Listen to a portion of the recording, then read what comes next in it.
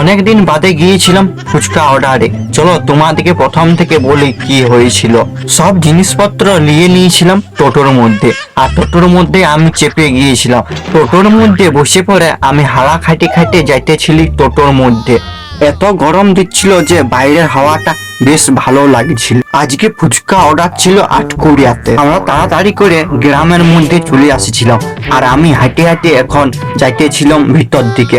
আর এইটা পুরাটাই লাইট দিয়ে সাজাইছিল, টুনি বাল্ব দিয়ে। তারপরে প্রথমে দেখতে পারলি একটা ফুলের গেট সামনে। এই দেখো, এইটা ছিল ফুলের গেট। আর এইটা ফুলের গেটটা হয়ে আমি চলে গেলি একদম ভিতর দিকে। আর এই দেখো, এইটা বড় দেখে একটা গেট বানাইছিল ফুলে। তারপরে আটপোজ মারে পরে আমি ভিতরে ঢুকে গেলি। এই দেখো দেখো, ড্যাং ড্যাং করে আমি চলে আলি। দেখলে কিরকম আমি আটপোজটা মারিয়ে নিলি এইখানটাতে। এই দেখো, আলু ছুলিয়ে পরে আর মশলাটা বেশ বানাই নিলি তাড়াতাড়ি করে। আর এই দেখো, মশলাটা সাজাইতেছিলি আর সবকিছু দিয়ে দিলি মশলার উপরে, আর বেশ ভালোই দেখাচ্ছিল দেখতে। তারপরে মশলা হয়ে যাওয়ার পর আর ফুচকা স্টল শুরু করে দিয়েছিলে। এই দেখো, কত কাস্টমার আমার জড়ো হয়ে গেছিল এখানে। এই বলছে আমায় দাও, ও বলছে আমায় দাও, তো বলছে তাড়াতাড়ি করে দিয়ে দাও।